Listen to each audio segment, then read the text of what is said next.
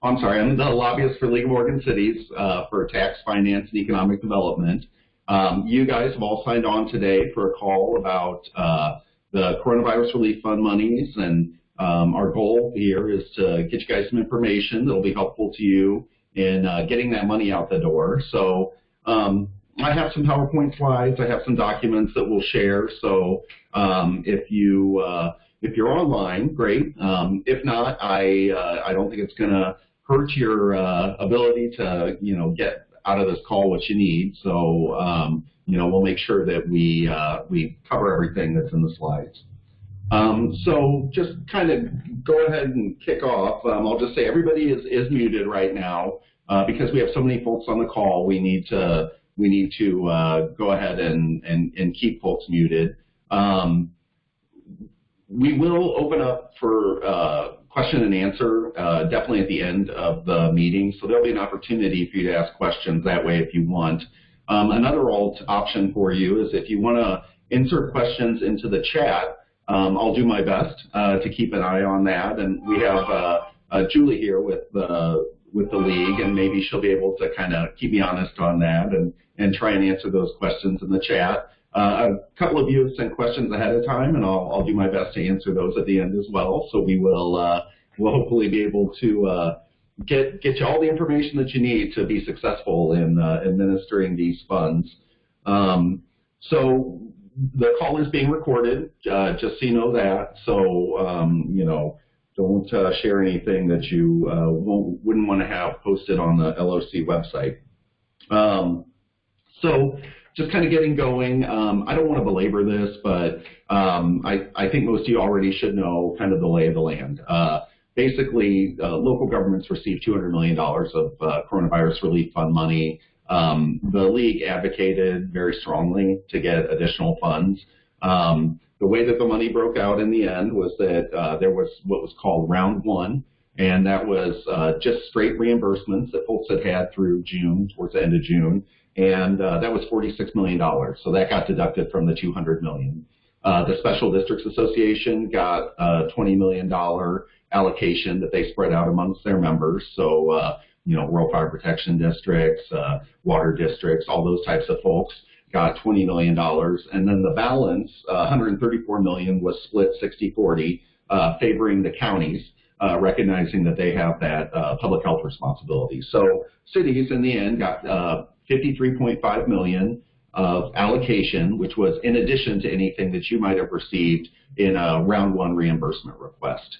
So that money was allocated out based off of population, but we also had minimums. So cities less than 750 folks got 25,000. Cities over 750 got a minimum of 50,000. So that was kind of the lay of the land, and it was a huge fight at the legislature to get this money. And like I said, we really were advocating for additional money. And so, I'll just say that it's really important that we spend this money. We really put ourselves out there, as a group, not just the league, but, we were speaking for you, and we said, we need this money. And right now, as of the September reimbursement, so not including anything that might have gone out here in October, we were only at 35% utilization. So that has kind of put the fear in me. I had Senator Johnson be very pointed in what she told me, and that was, you better spend this money. You guys asked for this. You better make sure you spend this money. And so that's why we're here today. We got to get the money out the door. So I understand it takes time, right? I know that you guys have been working on it. I've had so many phone calls with folks, and, you have a process that you have to go through, right? I mean, you have staff work that has to be completed. You had to go to your council a lot of times and get authorization to spend this money. There was a lot of work that's going on behind the scenes trying to get the money out the door. And so, we've defended you, when people have asked questions, and we've said, listen, we know folks are working on this, so don't make a liar out of me, I guess is what I'm saying. We really want you to have a credible plan for how you're going to spend your money by the first week in November. All right, what happens if you don't? Well, you have a contract right now with the Department of Administrative Services that says you have until December 30th to spend the money, and that is the deadline, right? You have to spend the money by December 30th, or it's going back to the U.S. Treasury, or maybe the state will be able to make use of it. But still, we're really asking that folks have a credible plan for how to spend that money by the first week of November. If you're one of the cities that haven't drawn down significantly on your funds, you're going to get an email from us Monday afternoon, and we're going to say, hey, what's going on? Do you have a plan to spend this money? What are you going to do? How are you going to do it? Asking about a little bit about risks to your plan and that type of thing. So look for that email, and please be helpful and respond. It'll kind of be in a survey format, but please be helpful and respond so that when people come to us from the legislature and ask questions, we can say, oh, no, we've got it. They have a plan, and we're not anticipating a lot of issues. We also have a plan for those of you who have, spent almost all of your money or all of your money. I don't know how many of those folks are joining us today, but we also are working on something for you, and I'll talk about that at the end of the presentation.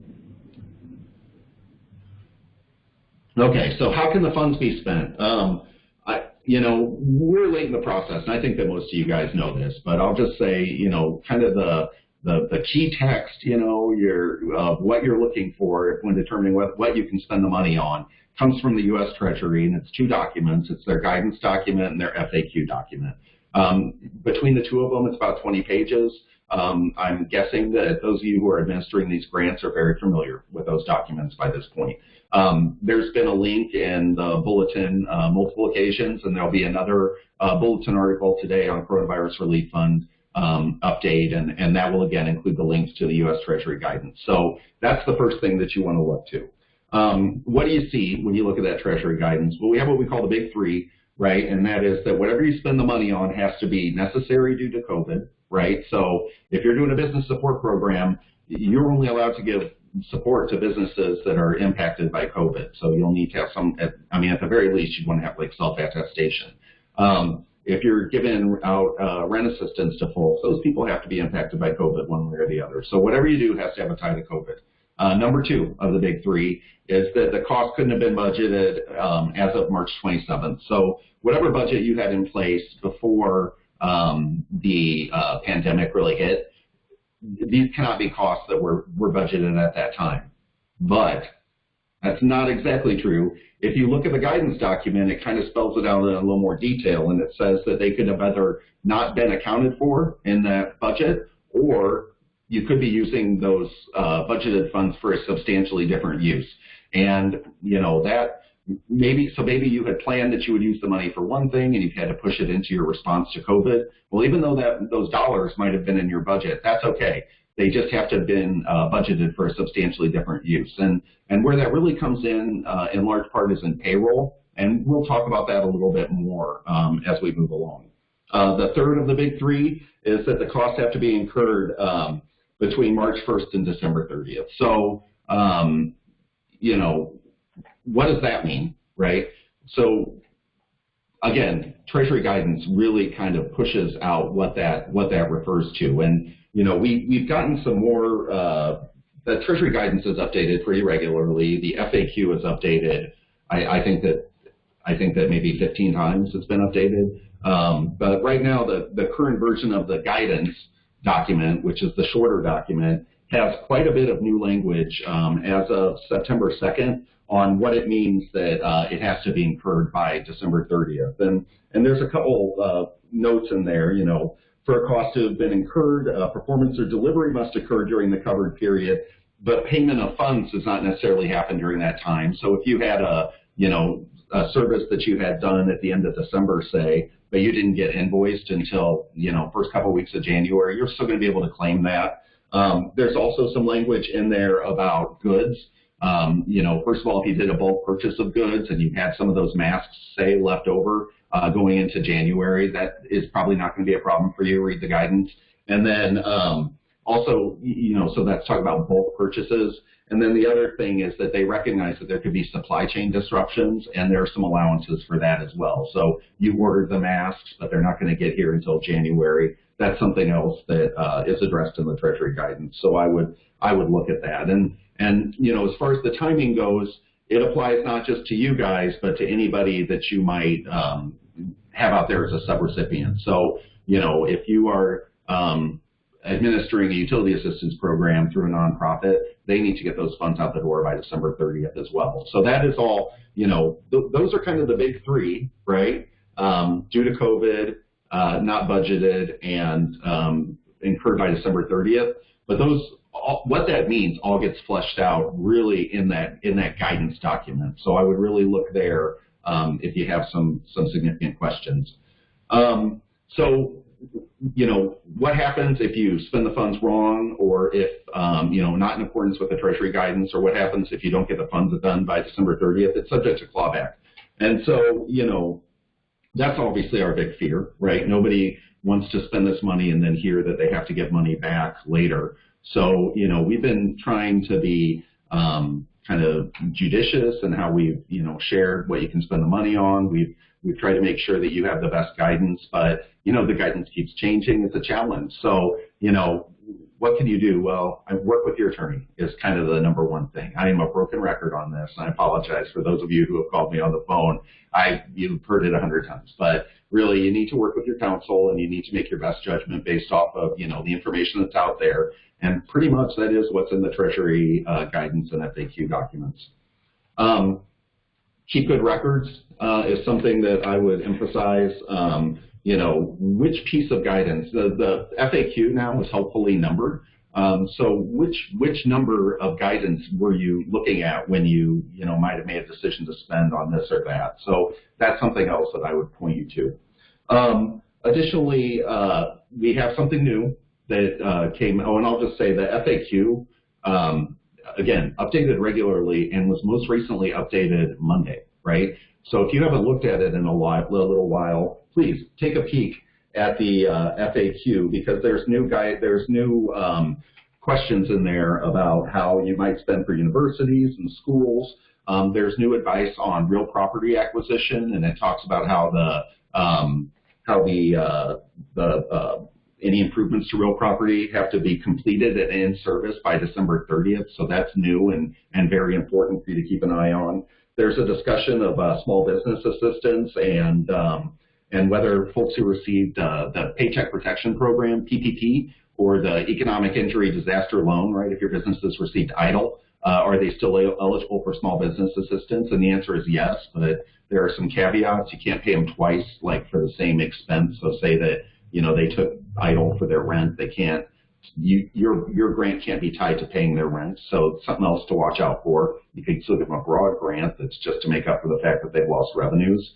But they can't double dip, I guess is what the point of that advice is, but you can see that in the Treasury guidance. And then there's new advice on using this for FEMA reimbursement match, so that 25% that you might pay if you seek a FEMA reimbursement through the Stafford Act. There's new advice in there on that as well.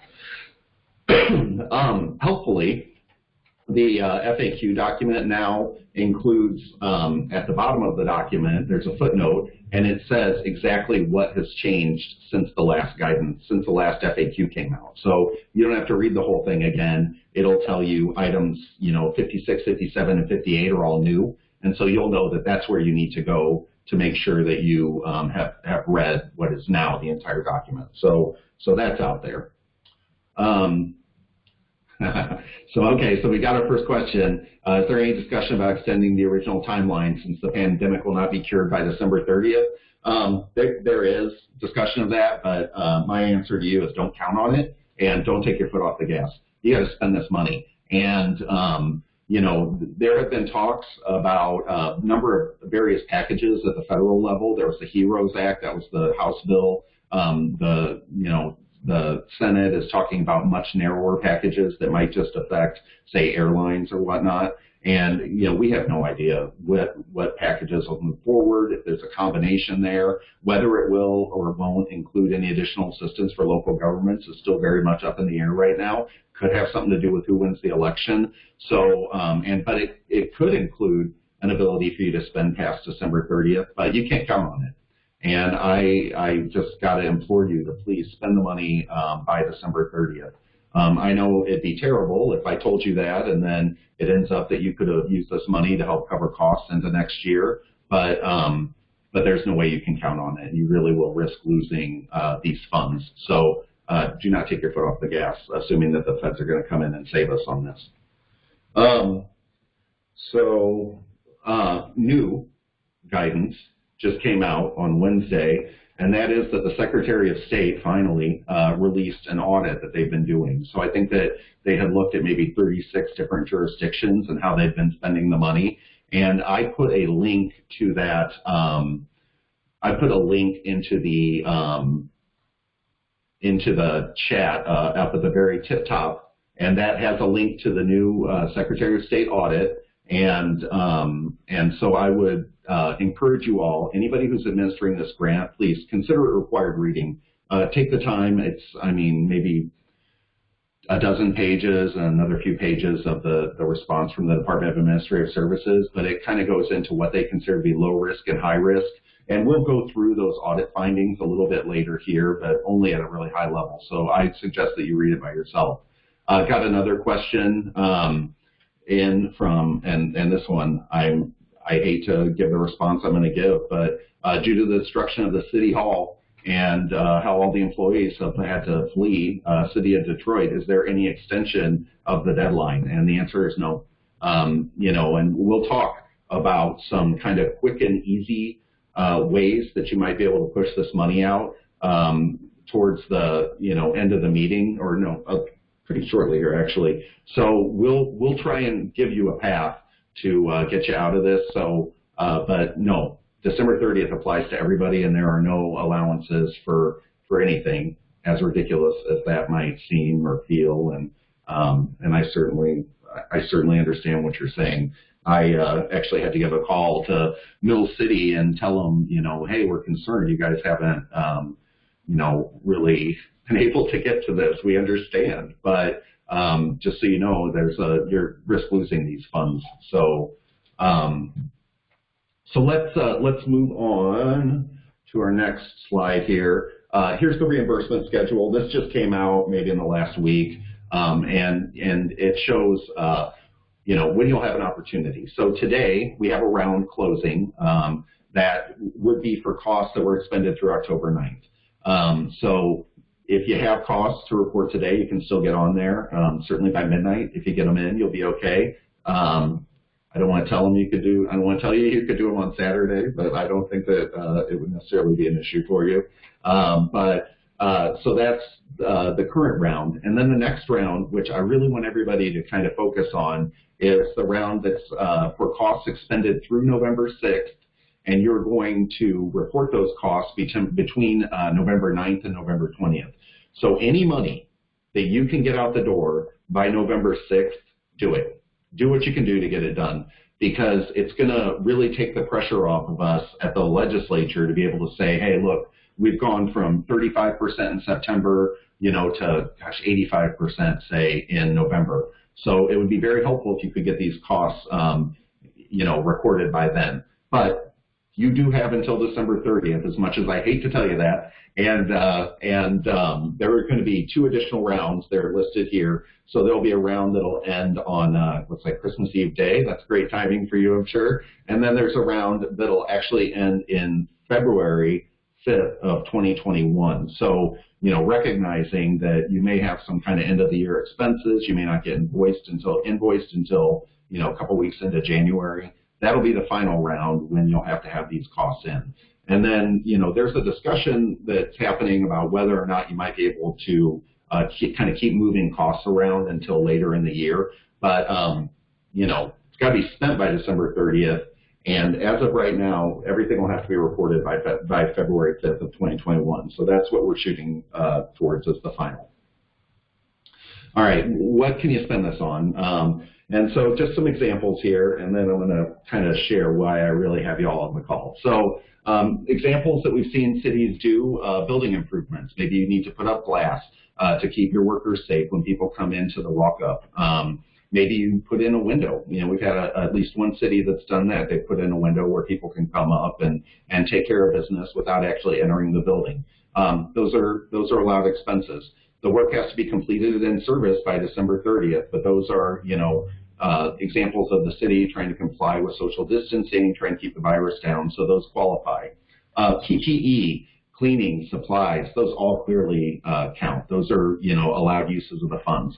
I will say there is a stockpile of PPE that the state's been developing, and so you may be able to go to your county, your emergency center, and you may be able to request PPE and not have to pay for it yourselves. So I would definitely look into that, if I were you. But at the same time, if you, decide you have no choice, you need to get the stuff, PPE, cleaning supplies, that stuff is all allowed. Telecommuting equipment, I've just had a slew of cities who have reached out to me about, trying to get their council meetings online, buying conference phones, laptops for counselors or laptops for workers so that they might telework. Those are all allowed. Those are all allowed uses. So I would definitely, look to that. Meals on Wheels is specifically listed in the guidance documents. Obviously, if you can have seniors not having to go out and possibly get exposed to the virus and can instead, help keep them fed at home, that's an allowed use of the money.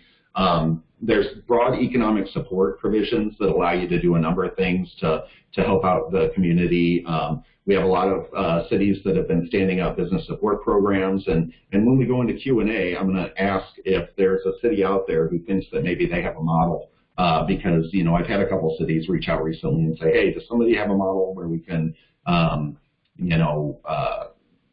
maybe have the forms already developed, have the standards for the program. So if you're a city and you think that you've got it pretty dialed in, feel free to share that in the chat, and that's something that I'll be pushing some calls your way, I imagine, with folks who are trying to stand up business support programs here. Utility assistance is allowed. Now there's some special language in the FAQ that I would point you towards, and if you were on the previous call that we did, you've heard this before, I apologize, but it says that you can't use this for revenue replacement, right? So you cannot use this to make up for the fact that, that the city maybe has a lot more people paying late due to COVID. That's not what the purpose is. The purpose is to help the customer, right, the resident who maybe is having trouble paying their bills because of COVID.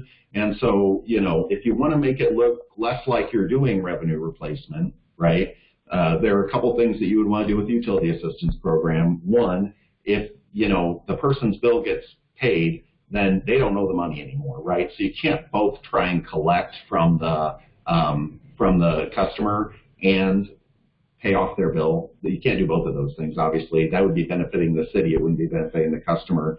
And then the second thing that you can do that makes it look like less like you're doing revenue replacement, make it look less like you're paying yourself, is that you can use a third party. So you could give the money to a local nonprofit, and then they could take applications from folks that say, hey, I'm unable to pay my bill because of COVID. And then, they could push the money to the customer who pays the bill, or they could, do a voucher, however you come up with it. But that would kind of create a level between you and the utility, so it doesn't look quite so much like you're paying yourself. People are doing it. Cities are standing up these programs, and so it's really good to hear. There's a huge conversation happening right now around utility shutoffs, and and a lot of utilities are kind of getting at the end of their rope. So this is an option for you. Rent assistance is a program that you can stand up. Again, the folks have to have a COVID-related need, right? That has to be why they need the help. And then now the big two. Okay, so you're a city, you're confused. I don't know how I'm going to get this money out the door. I want to give you two options today that could get this money taken care of pretty quickly for you, okay, and could still benefit your community. So the first one is that you can push this money up to your county, okay? If you want to keep the money in the neighborhood, right, but you maybe don't have the staff to stand up these programs, maybe there's another reason that, you don't think that you can take care of it. Maybe only a couple of the businesses are in your city limits, but right outside of your city limits is a huge employer that's having a problem. You can push this money up to the county. So what would that look like, right? There's a couple different ways that you could accomplish it. So we're working with DAS right now, but basically what it looks like is that you would reach out to DAS and you would say, hey, my allotment, my allocation is $25,000, but I agree that I'm going to forego $20,000 of that and make it available to the county, right? So that would happen. So if you have a contract with DAS, if you do not have a contract with DAS now, maybe you've never even registered for the program, or maybe you've registered but you've never made a reimbursement request and you haven't actually signed a contract with DAS. If you just get something on your city letterhead and send them a letter and say, hey, I want my full $25,000 to be available for my county to use, then they will reduce your allocation down to zero, and they'll work with the county to increase theirs by the $25,000. That's if you don't have a contract. All you need is a letter on letterhead.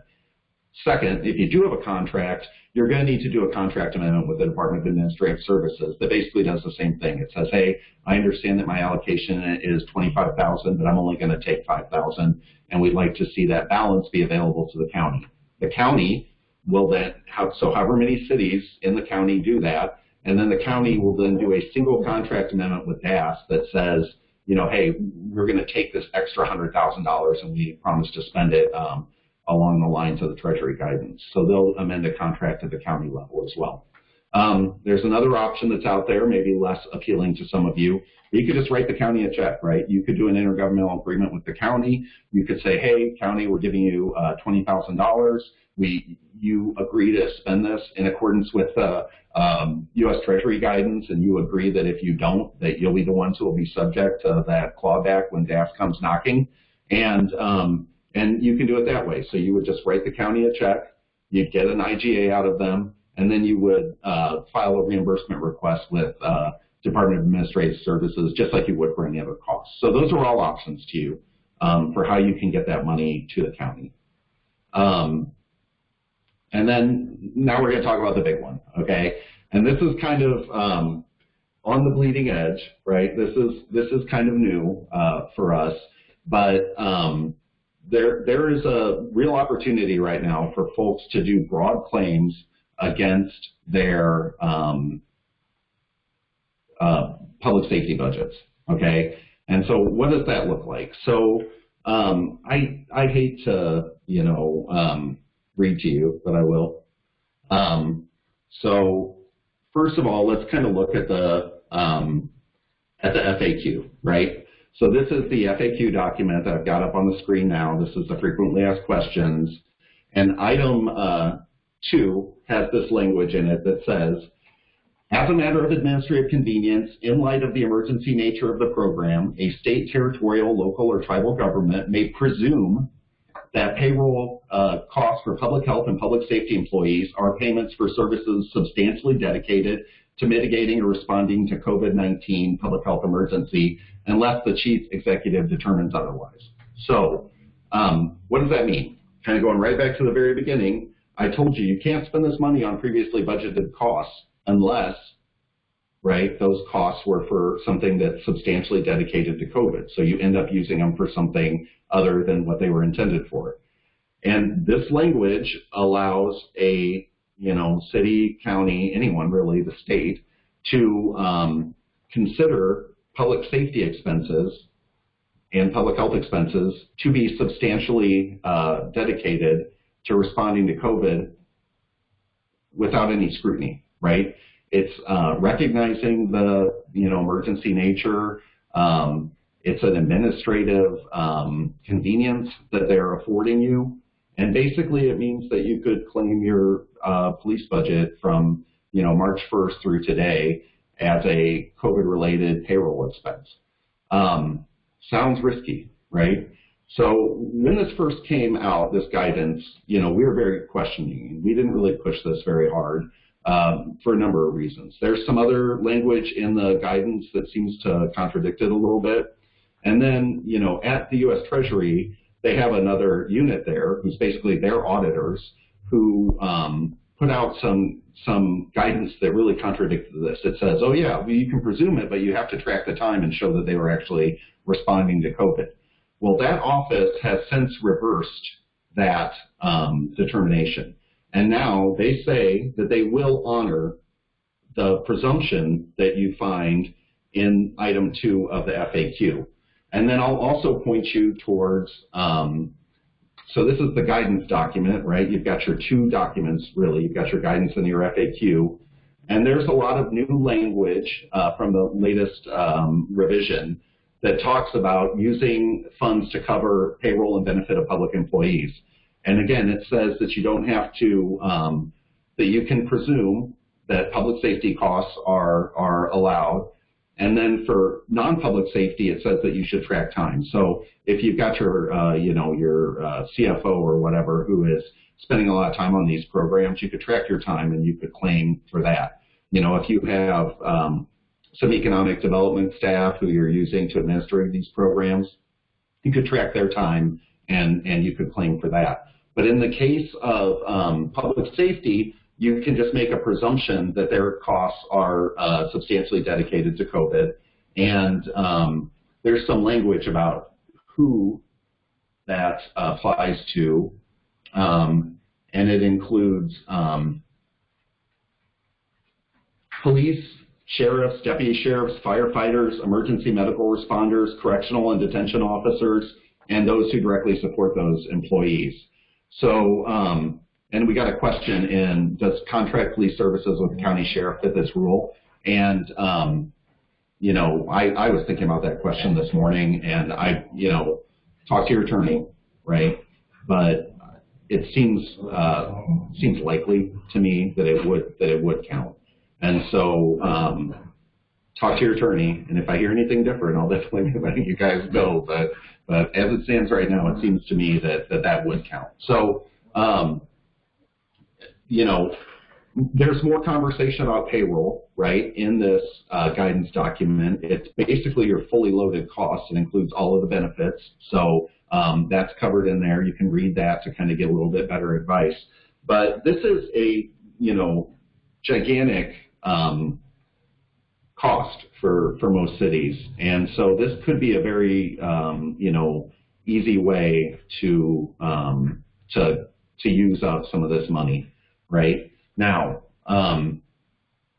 what are my risks, right? So like I said, that Office of Inspector General, they've kind of gone back and forth. They could change their mind again down the road, but it seems less likely to me now that they would do that, having already reversed themselves once. That would be really interesting, I guess, if they were to do that. And, what could happen? Somebody could come down the road later and try and claw this money back, right? And so, if you wanted to reduce the risk of your risk in that situation, you could bank this money and not spend it until next year after you've kind of seen what audits come down the pipe. But that would be an option for you. And then I'll just tell you that, I mentioned that the Secretary of State just released their audit today. And again, there's a link to this in the bulletin.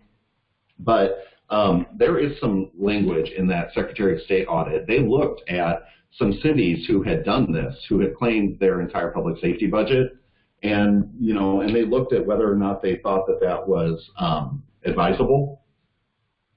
And so I'm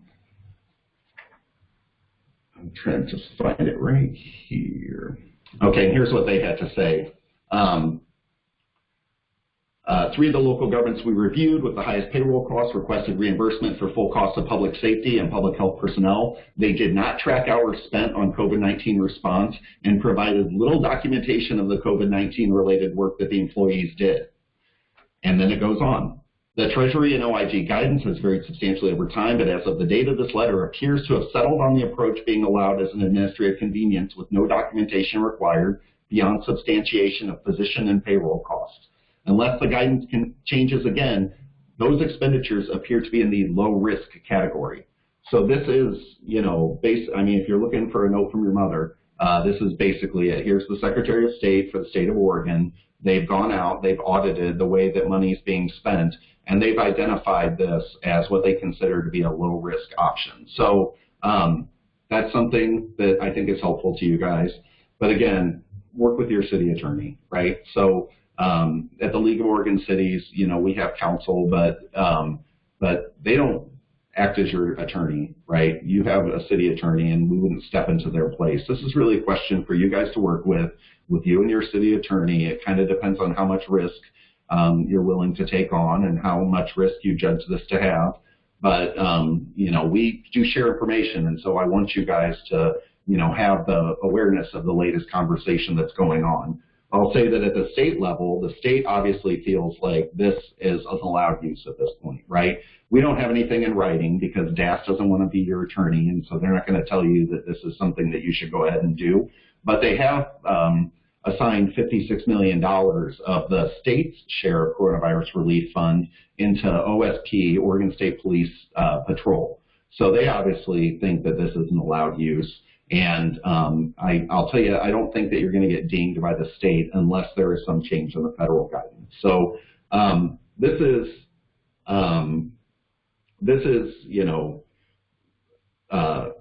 something that's out there that's a real possibility for folks, and I wanted you to make aware of. Okay, so now we get into the complicated questions.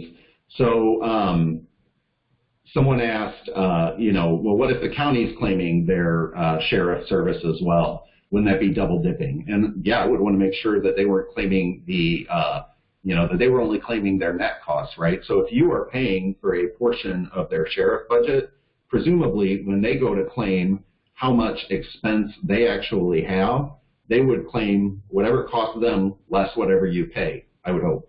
And then for you, you would claim whatever you pay to the county for those contract services. And so if it worked out that way, which it should, I don't think that there would be a double dip. You might check with your county, though, to make sure that that they aren't overclaiming. I know I'm falling behind in the questions in the chat here, and we will get to them, I promise.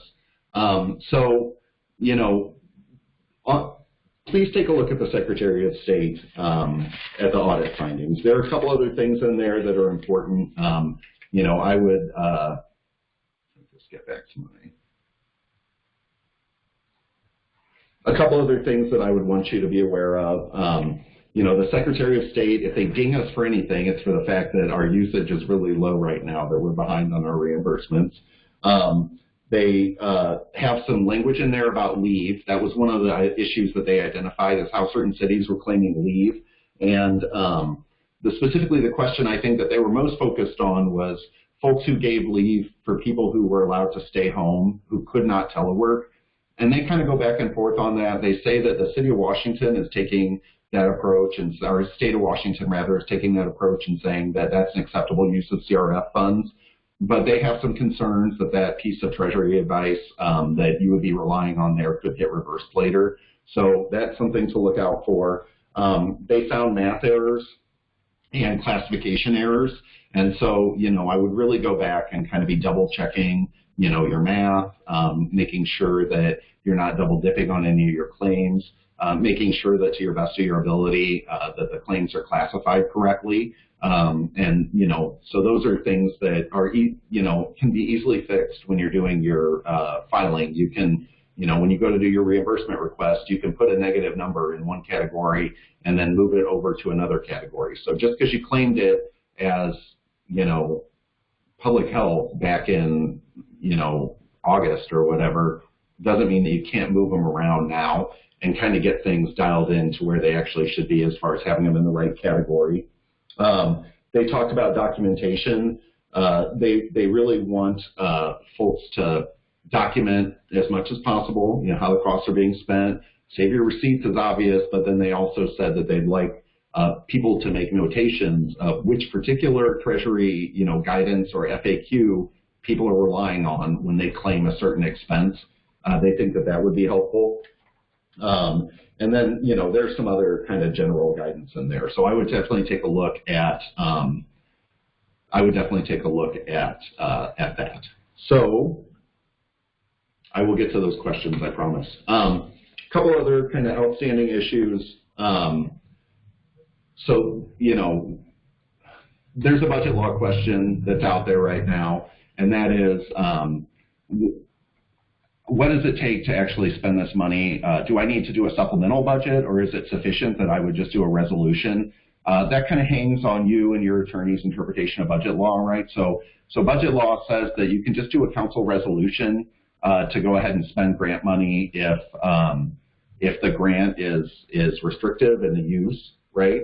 And obviously, there's lots of restrictions on how you can use this money. So I know that some cities have made the determination that all that they need to do is a budget resolution.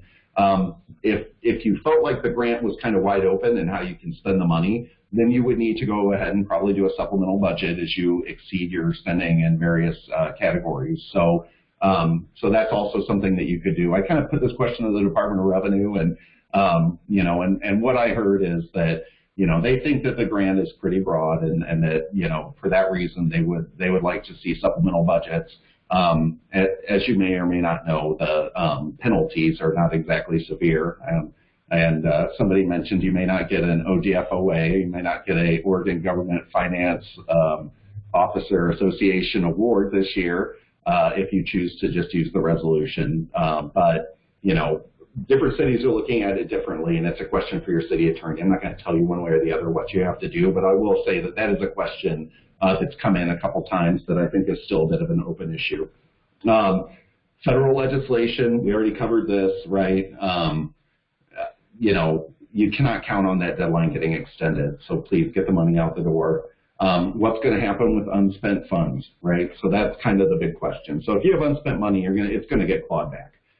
Will the state be able to make use of it? Gosh, I hope so. If not, it would go back to the U.S. Treasury. I will say that at the league, we're working on what we're calling Plan C. So Plan B is push it up to your county or put it into your public safety budget, right? Plan C is that we might be able to pool together all the unspent city funds and use it for the many cities that are out there that maybe went through their entire allocation back in like July, I think, is probably the earliest ones that we saw. And there are a lot of cities out there that have gone through their money very, very quickly. I want to say Seaside, Brookings. There are a number of people out there that have spent 100% of their allocation, and we think that they have costs that they were just not able to get reimbursed for that exceeded how much we had allocated to them. And so we're going to try and maybe pool together some of these unspent city funds and see if we can't create a process for folks to apply for some additional grant money. Will that happen? I hope so, but I'm no fortune teller, and it's going to take some serious cooperation at the state level. We've already entered into those conversations with the governor's office. We've already had some preliminary conversations with the Department of Administrative Services. It would take legislative action, at least at the E-Board at the very least. And so we're going to push for that. If you're a city that spent a bunch of money already and has some need, particularly if you have costs that you've already expended that you just haven't been able to seek reimbursement for, you should receive an email from me next week.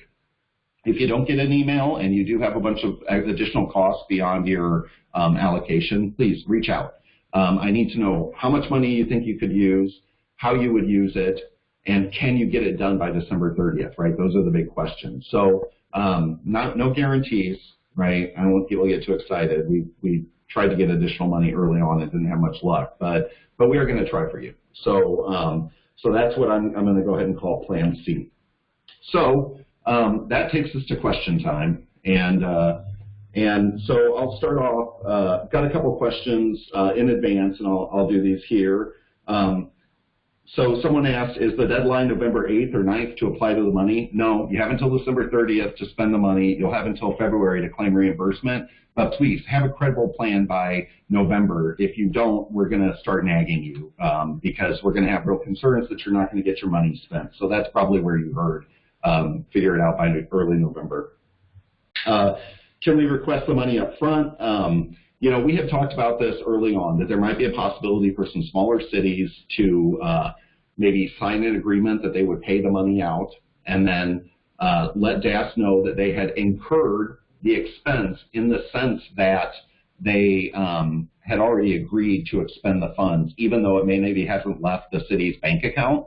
I don't know that anybody has successfully used that at this point, but it's still an option. And if you want to reach out to me, email me, I can put you in touch with the person at DAS who can make that determination.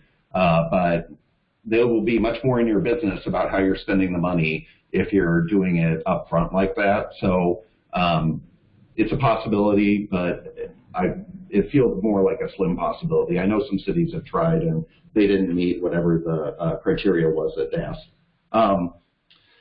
The question references the OIG, the Office of Inspector General, and their definitions for prime recipient and subrecipient. The prime recipient is the state in this case, and you are the subrecipient. And then when you give money to the nonprofit to administer a program, they basically are a subrecipient as well, or a sub-subrecipient, I guess.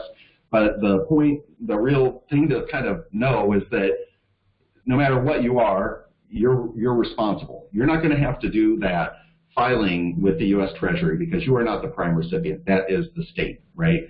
But if the state comes, everything rolls downhill, right? So if the state gets questioned, they're going to question you. If it ends up that you didn't spend the money in accordance with the Treasury Guidance, you're going to be on the hook for repaying those funds. And then who is ultimately responsible for compliance? And again, you have signed an agreement with the state, right, that you will spend in accordance with the Treasury Guidance. So at this point, you're responsible. Now, if you give that money to somebody else and you have them sign something saying that they're responsible, then take some liability off of you. I can't tell you whether or not you're going to have good luck collecting it from them if they end up down the road having not, followed the guidance. But the state will look to you, and then whatever agreement you have with a sub-recipient, you can try and enforce, and I think it's just a matter of contract law. So I hope that's helpful, but I think we always have some level of responsibility for the funds because you have signed an agreement with the Department of Administrative Services. So, hey, Mark, this is Julie. Yeah. I've captured the chat questions, so do you want me to read them to you? Sure, I appreciate it. One by one? Okay. So we'll start with, I think the ones that you hadn't answered yet. Can unused funds be donated to organizations or specific cities that may need the funding?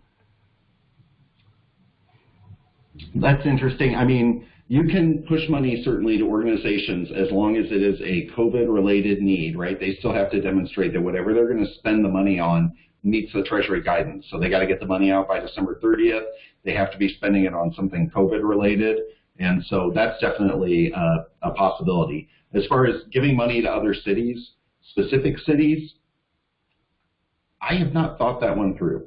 So I'm gonna take a pause on that one, but that's a good question, and that was presumably be Tim Ryan. I'm not sure. So if you want to follow up with a direct email to me on that question, whoever sent that in, please feel free. Next one. From the city of Astoria, does anyone have rent assistance grant language they are willing to share? So I don't know if you have any or if, anyone else. And I do not. Let's put that in a pause. And if anybody in the chat wants to volunteer to share some language, that would be super helpful. Okay.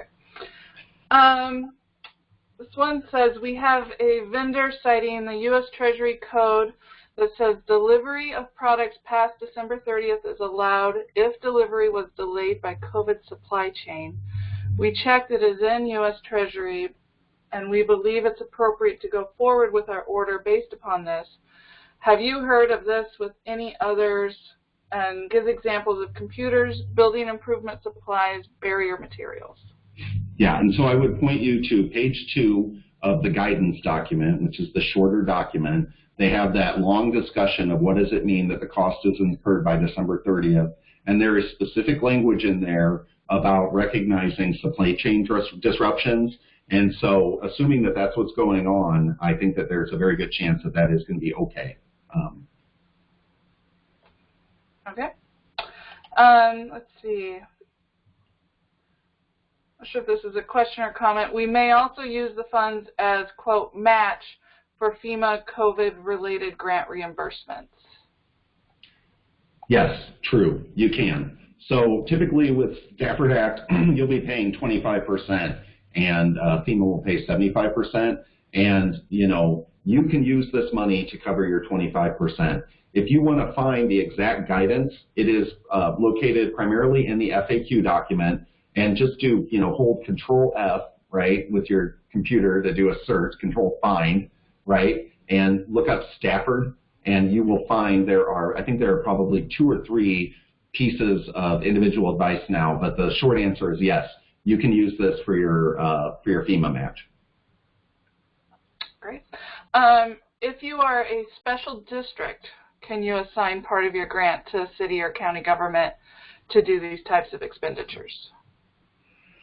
Yeah, I mean, obviously I'm not sure if the special districts have put any special requirements on their program, but generally speaking, yes, you can sub-grantee to, a smaller or larger jurisdiction, a nonprofit in your community to do work. Again, if they give you money, you have to spend it by December 30th, and you have to meet all the other Treasury guidance. So whatever you spend it on has to be COVID related. But yes.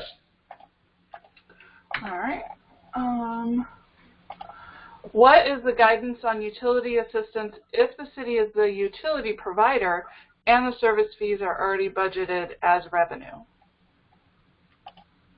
So again, utility assistance is a little trickier. If you look at the bulletin article that comes out today, there's a link to LOC guidance on economic support, and we kind of talked through what we've heard from DAS. But I think that the main issue that DAS is concerned about is that we not pay ourselves, right? And so whatever benefit that you do has to inure to the customer, right? So if you pay their bill, they have to not owe the money anymore, and it has to be COVID related. So it can't just be any customer that's behind. It has to be a customer that's behind because they, have a COVID related expense, or they have seen their revenue drop because of COVID. Maybe they're getting less time at work, or whatever it is. Those I think are the key. I kind of get your question about the fact that it was already budgeted, but you may have budgeted assuming that they would pay, and here they haven't paid. So I don't know that part of it is an issue. I think that the real concern is that it not look like you paying yourself, and so if you go through a third party, that makes that a lot clearer. All right, and you may have already answered this one, but again, what is the process to provide utility bill assistance to citizens? Yeah, and I think that's right. I think try and go through a third party. Okay. With heightened levels of supplies being ordered to try and spend this money, which have an estimated arrival date previous to December 30th and supply lines are interrupted, what are we to do if we do not receive the items or pay for them before February 5th? And again, I'll point you back to that second page of and it trickles over into the third page. But the second page of the guidance document kind of addresses that issue directly, supply chain disruptions. But I would read that guidance. But you're likely okay. But I would read the guidance.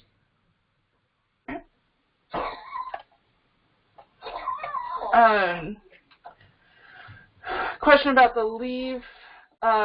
Is if it's only if the leave is not related to COVID. If we have someone who must quarantine or has COVID-related FMLA, OFLA for school-age children, that leave can be paid for by CRF funds? I think that's correct. And so, again, go into the FAQ document, right, hit control, and I think there's actually some stuff about leave in the guidance document too. So I go into both of those documents. I do control F and search for the word leave. And you'll see that there are a few different pieces of advice around administrative leave, but one of the more recent revisions really kind of clarified and loosened up a little bit when administrative leave is allowed. And so, DAS had taken a more restrictive view early on, but they changed their approach in light of that more recent advice. And so, but again, and look at what the Secretary of State said too, right? They talk about leave being one of the questions that they have, and they identify certain types of leave claims as being high risk, but I don't think it's what you're talking about. I think it's more where you give leave to somebody just because they can't do their job through telecommuting. and you maybe give leave to them. And I know some cities have availed themselves of that, and I'm not saying that it's not allowed. I'm just saying that that Secretary of State anyway has identified it as being more high risk. All right. Can payroll-related costs of finance director, human resources, and city manager for time spent in managing CARES Act program and COVID-related safety protocols be reimbursed? Yes, and there's two places.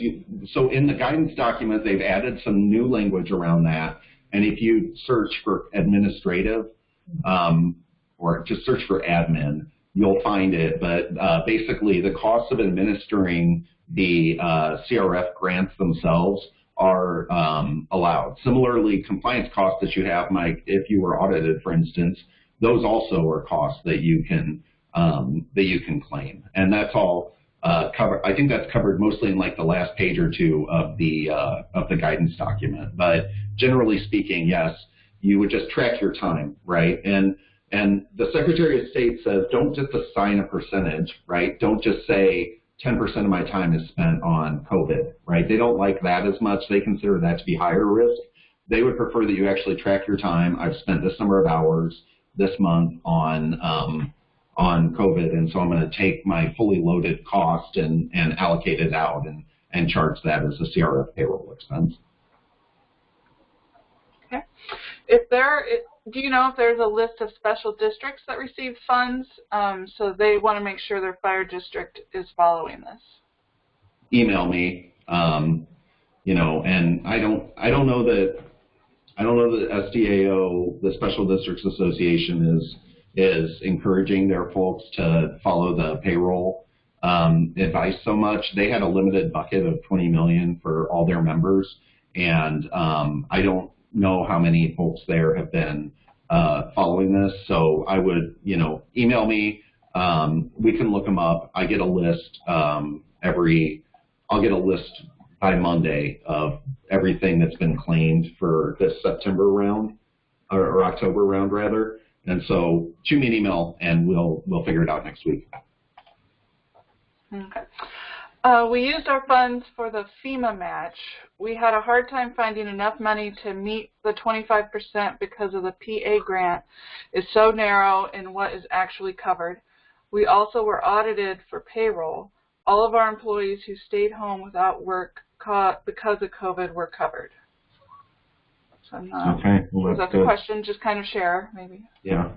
Have any cities shared if you have a business support program or a rent support program and you're willing to let people kind of take a look at what you did or have a conversation about what you did? I've been getting a lot of questions around that, and it would be really helpful if somebody had just like kind of a, the more basic the better, honestly, kind of business support program that maybe you've stood up, how you did it. Did you require the businesses to send documentation, or did you just have self-attestation? I think that would be helpful if anybody could share that in the chat. All right, one more. Our county came to a council meeting and suggested we use our funds for helping our county to become more self-sufficient by granting the funds to, number one, a resident that is opening a health food store, and number two, a small farm to help them become registered to sell more items. Do either of these things qualify? Okay. Okay. That question. I want to read that question again. That was from Mount Vernon. So, a resident is opening a health food store.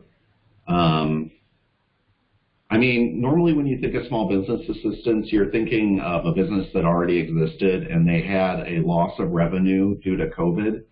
I think that this might be a bit of a stretch unless you're trying to make the argument that health food will keep you healthy even though you have COVID, which I think is a little stretch. I don't know that I would be super comfortable with that one, but talk to your attorney, I guess. And then a small farm to help them register to sell more items. That's possible. I think that some folks are looking right now at using CRF to help businesses get online, for instance. And so, if that farm is has experienced a loss of revenue or isn't able to sell products now, say because the farmer's market is closed and they're trying to find, you know, a new avenue to keep that business open, that might be an acceptable use of, you know, business assistance. But think it through, talk to your attorney, and, you know, really look at why it is that they are having the issue that they're having, and is it COVID related? So I'd be a little, you know, I'd be careful. Here we have a city that contracted with a third-party company to administer the business grants. If you could share what company that is, that'd be great. I know that CDFIs are doing some of this work right now. Community Lending Works, yeah. So that's a big one. The CLW, Community Lending Works, is doing a lot of these programs for various cities, and so, you know, you could go to their website and you could see some examples of what they require from businesses as far as getting into the program. And, you know, all the programs that are coming out of Business Oregon right now have extra requirements on them that the city doesn't necessarily have to have. They're requiring, you know, either 50 or 25% loss in revenue. You don't actually have to have that to stand up a city program. That's only a state requirement. And they're saying that you can't get the money if you have PPP and EIDL. And, you know, or you have to deduct the amount of the PPP and EIDL grant from whatever they would otherwise get. Those are state requirements. Those are not federal requirements. Look at the language in the Treasury Guidance, you know, do a Control F, search the FAQ for business, and you'll see all the guidance that's in there about business assistance. Oh, here we go. Hillsborough has an in-house business support program and is part of utility assistance program administered by Community Action. Email you if you have questions, and that's Suzanne Lenine. And thank you so much, Suzanne, for offering that help. So City of Hillsborough is there as a resource if you want to kind of see what they've had going. Food bank went down because of COVID. Can we use these funds to get another one going?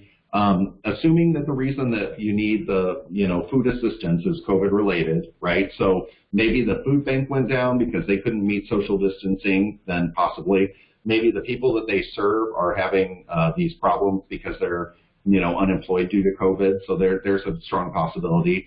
So yeah, you might be able to put some money into food banks, I think, for sure. I mean, we all know that the demand on food banks has been incredibly high post-COVID. And so I think that there definitely is a tie there. I know a lot of folks are also doing homeless support stuff. Obviously, we're getting into the winter months here. You had a warming center. It had enough space for the number of homeless folks that you have in town, but now you have to have them all be, you know, 6, 10, 12 feet apart. So you need more space. And I know that some cities have been putting money into those types of services. I think that homeless folks are kind of presumed to be especially vulnerable to COVID, and so there's a pretty strong tie there. Mark, do we want to open up Q&A for those on the phone? Yeah, so folks, we're past our, you know, we didn't actually call an end time on this thing, but I'm willing, you know, to hang out and to answer some questions on the phone. And so if you need to go, that's fine. You know, there'll be an opportunity for you to listen to a recording of this conversation, and you can just click into the very end if you just want to catch the end of this. Or if you've heard enough from me, I totally understand that too. So, you know, no problem there. But I just want to say, for those of you who have to take off, have another commitment, thank you so much for joining us. And if you have questions, please feel free to email me, give me a phone call. I've been, you know, I've had the opportunity to talk to a lot of members through this whole process, and it's been great. So my final message is get that money out the door, please. You're going to make us look bad. So, okay, let's take some phone questions.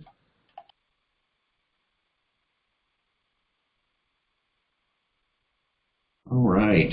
So do we have anybody in the queue? Not yet. Okay, we'll give folks a little minute here if you want to. And again, you could, you know, feel free to just share maybe a story that you've got, something that you guys have done. That's fine too. So.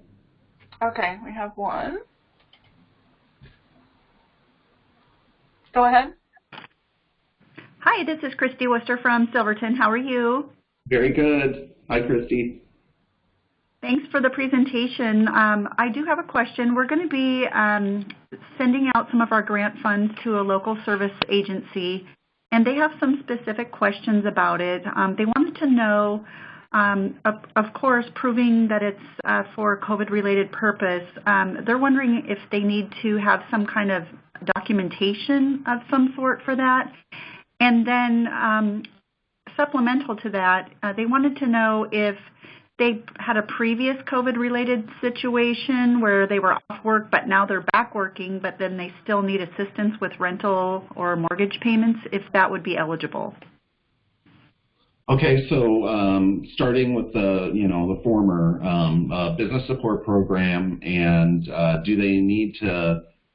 What level of documentation do you need from the company? Now, I have to kind of put it back on you, and I have to say, well, it's a good question, for you to work out with your city attorney. Obviously, if you search for business in the guidance and FAQ document, or in the FAQ in particular, you're going to see that I don't even think that applications are strictly required for the business assistance programs. I don't know how you would stand up a business assistance program unless you just have that good of an understanding of all the businesses in your community without having the application. But I would expect that you will have some kind of application, and some cities are requiring demonstration that of a revenue loss. Other cities are allowing self-attestation, I believe, where the business just self-certifies that they've had a COVID-related revenue loss, or it could be an increase in cost due to COVID, obviously. If you were doing a restaurant support program or help for, hotels, you might be able to you might know that those folks in your community have seen less business. Obviously, maybe every other table in all of your restaurants are closed, and so they're not getting the same kind of revenue that they might have been during the rush. Maybe you just know that your lodging tax receipts are down. I mean, I think that you should have some level of verification and keep records, something that you can point to that demonstrates how you concluded that these folks have had a COVID-related need, even if it is just self-attestation at the very least. Hope that helps. And then the second question, can you repeat it? Yes. So if you had somebody that was requesting rental assistance, and so say they were previously off work due to either the closure of their business, some COVID-related purpose, they were able to pay their rent a couple of months ago, but now they're struggling with other things. Is a reimbursement for that previous rental payment, is that eligible? I wouldn't say no. I would talk to the city attorney, but I think the point is that they can demonstrate that they've had some kind of, COVID-related impact since March, right? Since the funds first became available. So I don't know that anybody's going to get so detailed in an audit that would come up that they would be trying to figure out where they were at on the day that, I guess it depends on how you ask the question and whatever application you have. So if the application just says, have you had a loss in income due to COVID since March, and they answer yes, then I would presume that they can get it. But if you have questions, I would talk to your attorney. Okay. All right. I don't know if you have others in the queue, but I do have one more question. Sure. Well, there's one that just came in the chat that's kind of funny. It says, because of COVID, there's no way to do the fundraisers that we normally do, bizarre bake sales. Is there a possibility that this could qualify? I would say no. The guidance is very clear that you can't use this for revenue replacement. So you can't use it for the fact that you got less lodging taxes over the last couple quarters, and you probably can't use it because you didn't get the money in from the bake sale. But I point you back to that public safety thing. That apparently is not considered to be revenue replacement, so that might be an option for you to kind of cover some expenses that you had. But go ahead with your next question. Okay. So say we give $25,000 to a local agency, and they're going to disperse it to people in need for utilities, rental assistance, food, etc. Do we need to can we just pay it directly, or should we be doing that through a reimbursement basis? Is there a requirement there? Because, like, what if they get to the end and they haven't spent it all by the December 30th date? Should we put it as a reimbursement basis, like they've expended it and now we're going to pay them out of the proceeds of? I think you could do either. You know, you could give them until date certain to spend the money and tell them that they have to return anything that they haven't spent by that point. You could do, you know, reimbursements as you go along. That's a possibility.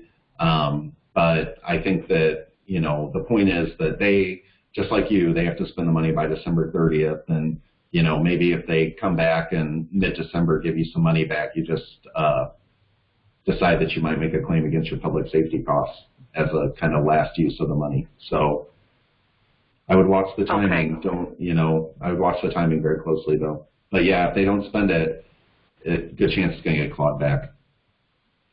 I wouldn't give them until the 30th. Thank you so much. Yeah, you bet. Appreciate it. Bye-bye. Yep. There's no one else in the queue yet, but yeah, there's one more question in the chat. Yeah, could you give a grant for a program to provide a meal for the elderly? So, you know, be thoughtful, right? It has to be COVID related.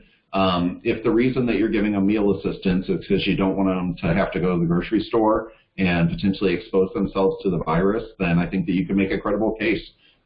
Here's why we decided to do this program.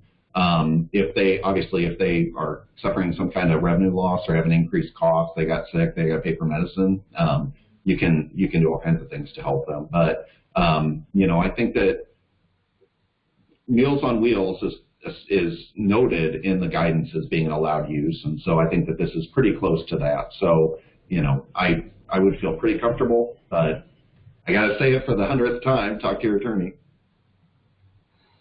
Mark, we have another question in the queue. Okay. Go ahead. Hi, Mark. This is Jennifer from the City of Huntington, and I have a quick question, I guess. If we're doing a small business like economic recovery grant, or that's the thought process we have anyway, what happens if that business ends up closing its doors? Nothing. I think that the sad reality of the situation we're in is that a lot of these businesses are going to end up taking this money to the grave, and that is, you know, you tried. So there's no blowback, basically. There's no fallout on them. They don't have to try to repay it. There's no fallout on the city. We don't have to try to repay it because we tried. Nothing like that that I'm aware of. Okay. Thank you. Yep. All right. We have another one. Hi there. Hey, this is Tim with the City of Jervis. Hi, Tim. Hey, kind of going back to the idea of utility bill assistance. So can you kind of maybe give a little more information on how that process would work? Because, you know, I know we have some people in Jervis, and every city has had some people that have been impacted with their work and trying to keep up with bills. So I know we don't want to be paying ourselves with these funds, but so how would that work though if we wanted to offer assistance to people in the city for utility bills? Is that something where we would need to request the funds up front and then kind of slowly use those up as we give that information to people in town, or do we want to request to be reimbursed after we've, you know, I guess basically forgiven utility bills? So could you give a little more information on that maybe? Sure. So it'd probably be the latter. You would spend the money, you know, and then you would request reimbursement. Again, I'd point you towards the, you know, in the LOC bulletin today, there will be another CRF article. I think the last or second to last link is for the, you know, a little LOC publication we put together on economic support programs. It's a little dated now because the advice keeps changing, but I think that, you know, the language in there about utility programs is still our best understanding from DAS. And, you know, when you had said that, you know, that you would just basically forgive their utility bill at the city level, I think that is, you know, talk to your attorney. I think that's possible, but it does start to look like revenue replacement, right? And so, right. So to go through a third party would be safer and would be less likely to be questioned later. So you would give the money to whomever it is in your community that might be able to administer a little program like this, they would take applications from community members that you would point them, that you would point towards this program. So you'll contact the people who are behind, and then those people will have to certify to that group that the reason that they can't pay their bill has something to do with COVID, and then they would do a voucher or whatever it is. But creating that second step is onerous, but it does make it more likely that you'll meet the guidance. So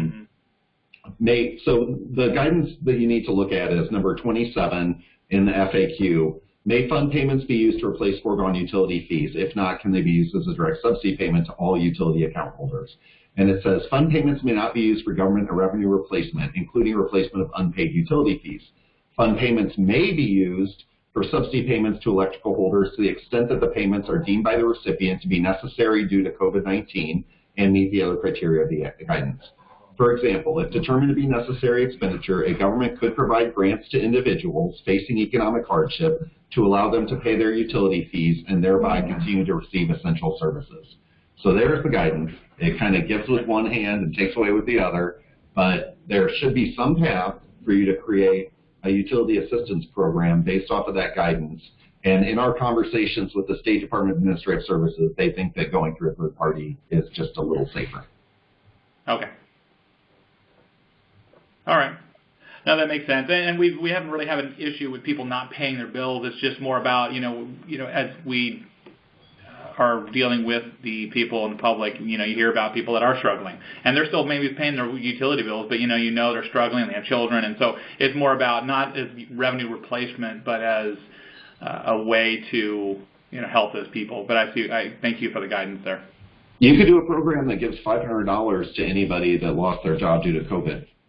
Okay. And we were thinking about that idea as well, because I know there's some other cities that have done something similar to that. And Portland has just announced a big push today, I think, and they had done it previously as well. So, and they're bound by the same, coronavirus guidance requirements as everybody else. Okay. But you can't just do, I'm not saying you were talking about this, Tim, but you can't just do a broad per capita for everybody in town. That there's specific. If you search for per capita, you'll see that there's some advice that says that you can't just give it out even to people who don't have a COVID-related need. So yeah, so it's kind of there needs to be some actual reasoning behind it, and I see what you're saying. And a lot of this, honestly, is best judgment. I mean, a lot of times when you're talking about grants, there's all kinds of statutes that you can refer to and whatnot. Here, the language in the CARES Act is minimal. And really, the only language in the CARES Act that you need to worry about is included in the guidance document. And so really, if you read those 22 total pages, you have as good of idea as anybody right now about, what the latest is on how to use this money. And, and to that, I would now add the Secretary of State audit, responses. And again, there's a link in the chat, and there will be a link in the bulletin today. Okay. Great. Thank you very much, Mark. Yeah. Mark, we have no other questions in the queue. All right. You guys have had enough. I appreciate everybody. Oh, okay. How about that? I appreciate everybody taking the time today. I have had conversation. I don't think it's an exaggeration to say that I've chatted with maybe 100 of you, and I'm relatively new to the league here. I've been here about a year, and it's just been. I know you guys are trying so hard, and and I really appreciate that people are being thoughtful about how this money gets spent and trying to make sure that it goes as far as it can, that it does the most that it can in your community, and so I think that's great. I think you guys put a lot of work into it. But now I got to say, get that money out the door. It's time. It can't be sitting around thinking about it forever, right? We're going to start having people take a look at what we've got, and they're going to want to get it from us. So please do us a favor and spend that money. I really appreciate y'all taking the time today, and we'll have a recording of this available if you want that, and then also again take a look at the new Secretary of State audit results. Thanks, everybody. Have a good one.